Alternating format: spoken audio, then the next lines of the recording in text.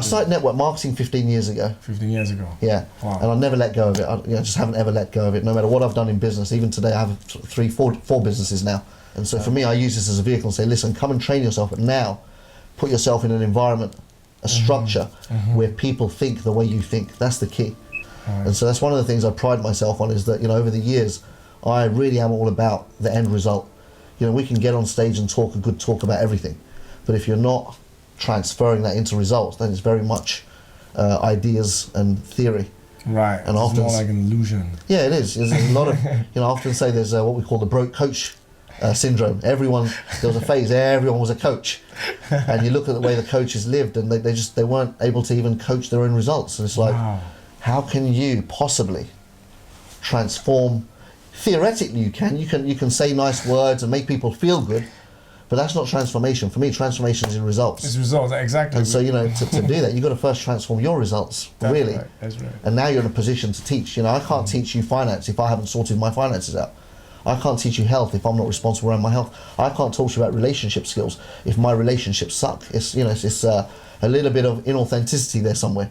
There's a out of integrity somewhere there. And so for me, it was like really important for me to embrace what I was learning and use it to shift my results. And now I can teach with power.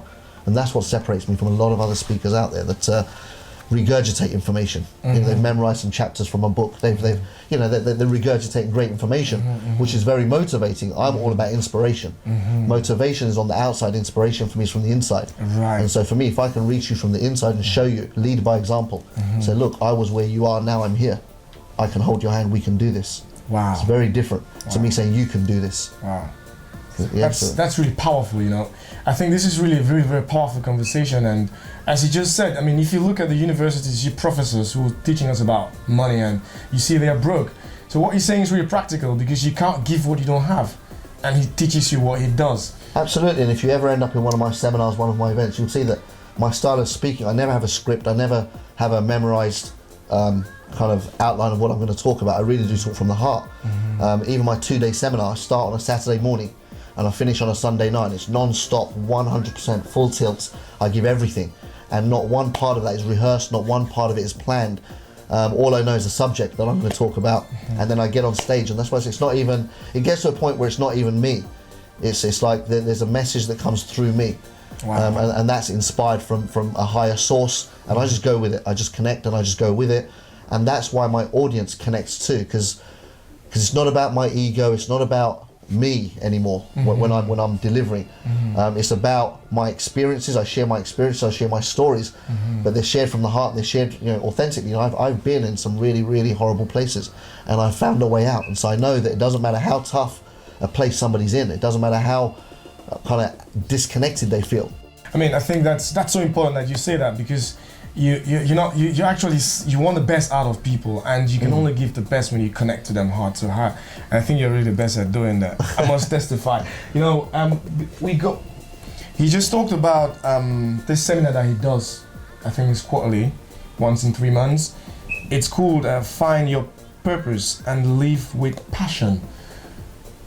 And as you can see, you can find there's so many testimonies about this on his website. It's thekalpeshpatel.com.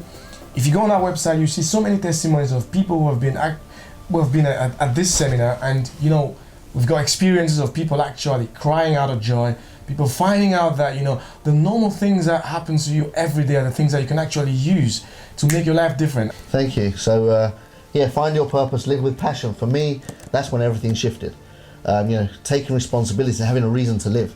And what I realized, for 2 years I didn't have a reason to live. My reason before was connected to my dad, who I love dearly. And my whole life was about one day aspiring to be a fraction of what he was.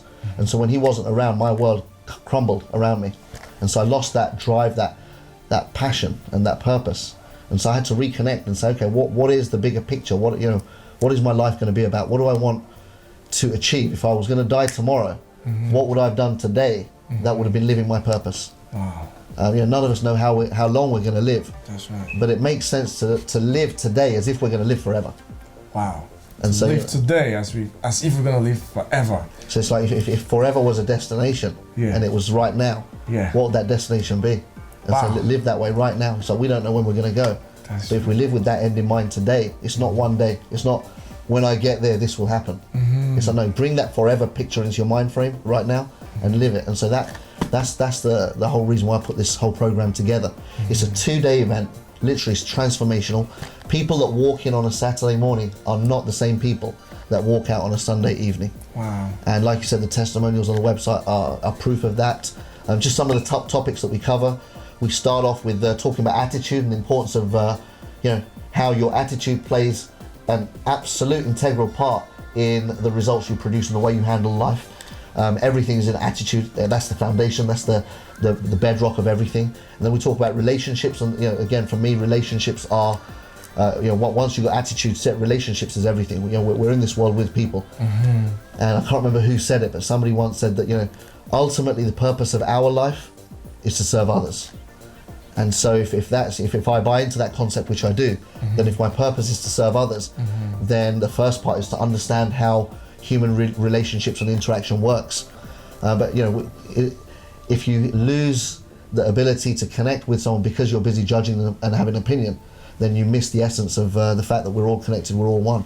We cannot authentically connect with somebody else until we can authentically connect with ourselves. Yeah, that's really true. And then you can understand that every other human being on the planet, regardless of color, race, religion, creed, location, has exactly the same connection to exactly the same source.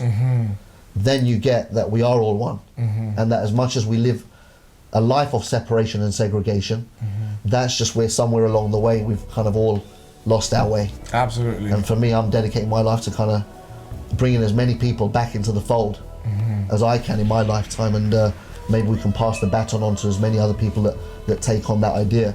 And over time we can maybe to turn that whole conversation around again.